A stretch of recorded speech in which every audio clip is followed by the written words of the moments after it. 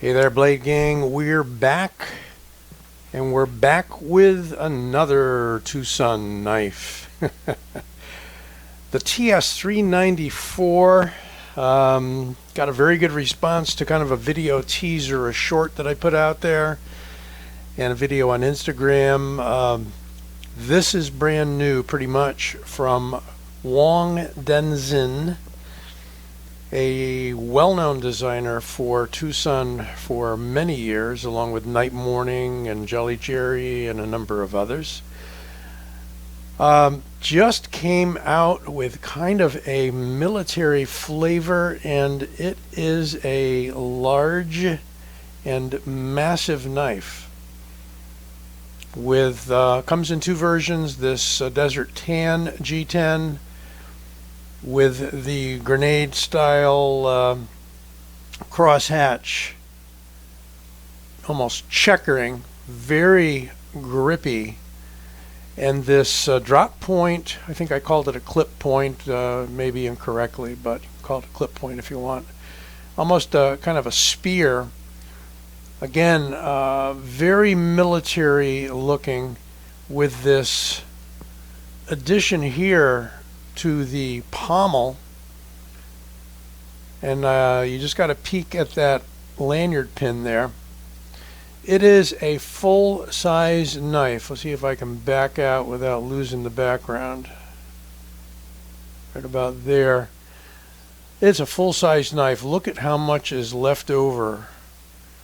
About a half a hand almost, and yet it's a manageable knife. It is wide. We're going to get some measurements on it soon.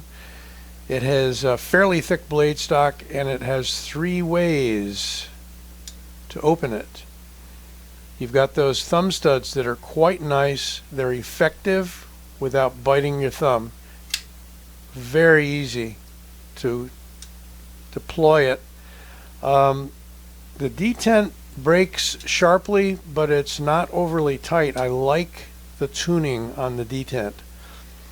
We've got a jimped flipper tab that I think is just about right for the size of the knife. Not too tall, not too shallow. This is about a third, maybe a little better backspacer. The interesting thing is the entire frame is titanium. Looks like a liner lock, but we're going to call it a frame lock only because the frame itself becomes the liner. There's no additional lining material under the frame as you have in liner locks. And there is actually a hardened steel insert because it is titanium.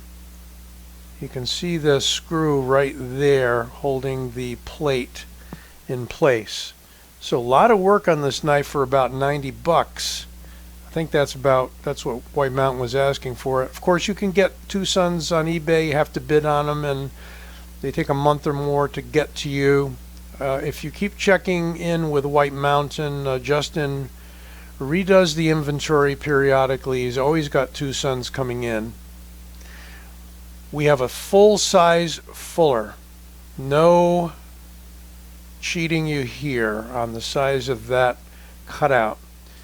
And they walk the heel of that blade back a little bit so that it doesn't bite you when you put your finger in there. So you can choke up. There is no jimping on the back of the blade, but that's cool with me because I have so much grip on this handle. And jimps are going to allow the thumb to slide sideways anyway. They mainly give you traction forward and back. You do have an exposed detent hole there on the blade. Some people cosmetically don't like that. I think it's always possible for dirt to get into it, whether it's exposed or not exposed. But whatever Mr. Wong had to do to create this design, it did end up being exposed. Of course, we didn't mention it yet, but the big deal with this knife is there's no clip. And the designer responded to a video I put out and said there is no clip because he didn't want it to interfere with the grip. And Justin up at White Mountain feels he wanted it to look and feel like a fixed blade. And you know what? It pretty much does. It's a fixed blade that folds. You can look at it that way, and boy does it fold. Very smooth and drop shutting. Didn't do the middle finger flick yet, but yes, definitely we've got enough of a shoulder in that fuller so you can middle finger flick the heck out of it. I didn't do such a good job that way myself. You can thumb roll it open. Can you thumb flick it open? Yeah, but why do that when you got the thumb stud right there? Why work extra hard? That thumb stud works perfectly for me.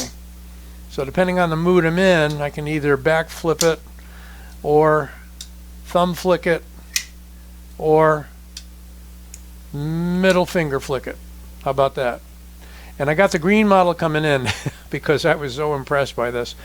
Don't forget to use my discount code OLDSWORD to get 10% off at White Mountain. That'll drop the price about $9 on this knife to a comfortable 81 or so, somewhere in that realm.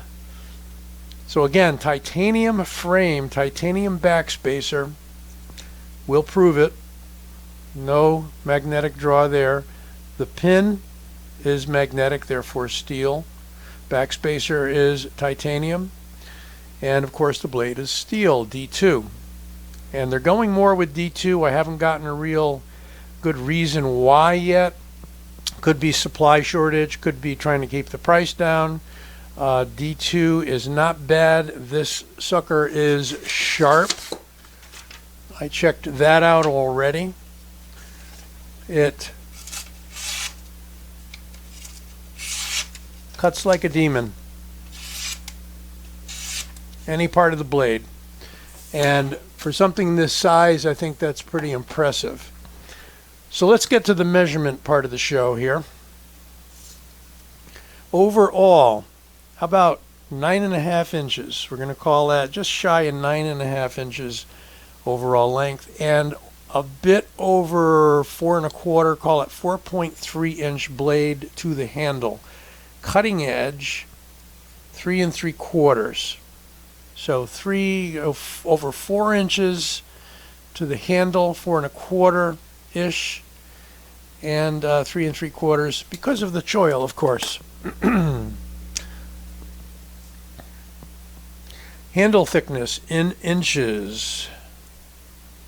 Wow, it's thick, yes. Almost 0.8 inches, 0.79 inches. Blade thickness, right there, thickest part, 0.14. And in millimeters, that works out to be 3.6 millimeters. All right, it is weight relief. I'm going to show you that in a moment, but let's check the weight out. Are we ready? Now it wants to walk around on me a little. It is a whopping 7.03 ounces. And I just mentioned weight relieving. Yes, they did attempt that. And if I can ratchet up the light one more bump. There you can see the millwork on both sides of the inside of the blade. Fairly shallow, but there nonetheless. Of course, that keeps the strength up. You don't want to go too deep. And you've got these pretty much scales that stand proud that are added on, and a little bit of relief there over the frame. So shadow boxed, if you want to call it that. We've got 2 screws on each side holding these on, and one thing you might have noticed is you can't get to the pivot adjustment without taking the handle slabs off. Fortunately, it came through perfect. And opening and closing it, it's gotten only better. Lockup is about 50%. And again, it's the hardened steel insert on the titanium making the contact. I mean, titanium frame knife for under $100. I mean, that's crazy. Now we get to the part where we're wondering how we're going to carry this thing. So I'm going to a recent post by the designer Wongdenxin showing this knife, even in this color, with some options for carrying it. There is a Cordura style Velcro flapped sheath. Put it on your belt. And I think that's one good idea. Another good idea would be to use a pocket slip. Many of them out there, you can get them on Amazon and elsewhere. You can go to like Chattanooga Leatherworks and drop this sucker into the pocket inside of a leather slip. Now, if it seems like that it's too much work to go through all of that, maybe it is, and maybe you should forego this knife because it doesn't have a clip. Maybe you want to get creative and add a clip on.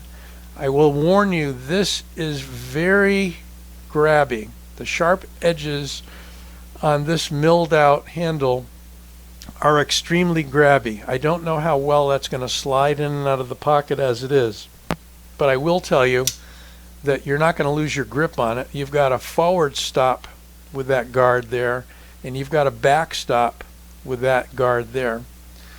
And in case you're not already mentioning it in your own minds, this looks a lot like some of the military style, I think USMC folder from Medford.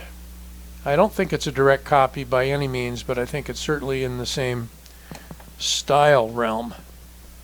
Comparisons. I recently did a review on the TS209 Sultan Scimitar, designed by Jelly Jerry. That was a big knife, but you can see that we have about an inch longer on the TS394. This is a beautiful knife too, by the way. Another D2 knife that I like. Then we've got the 329 Vandal, designed by Love Them Knives. And it's a big knife, but it's not quite as big as the 394. I'm going to forget all the numbers. And you know what? Mr. Wong has not said anything about this knife having a name yet. Maybe it does, and he just hasn't really broadcast that. Well, we can go really big. Here is the Cold Steel 4MAX Scout. And yeah, it's going to be a little bit bigger than the 394. Not by much. And a little taller blade, as you can see. It is the Triad lock. And here is the Cricket Otanashi no Ken, designed by James Williams for Columbia River. And it is longer. It's a big old long knife, but thinner, or not as tall in the blade, but also a very long knife, the Otanashi no Ken. About an inch longer. Pretty crazy. All right. Lastly, we'll compare it to a recently reviewed fixed blade knife, the Sencut Waxahachie. I think that's what it is. And look at that. That's a small fixed blade of about 3.5 inches or so, and it's considerably shorter overall. And you know, okay, you may want to go this route. You may not want to have that big old hog of a knife there, but when you fold it up, it is a shorter package. Definitely. This is a great little fixed blade, by the way. If you're looking for an inexpensive budget fixed blade, that is the one. All right, well, I about run out of things to say about this one, except I really do love it. And even without the clip, I'm going to go find myself a nice leather pocket sheath for it. Carry it around. I might just drop it in the pocket. You know, it'll more or less stay positioned butt up, but we'll see. I'll let you know. The TwoSun, designed by Wong Designs, TS394. Check it out. Be back with you soon. Don't forget to give this video a like and subscribe.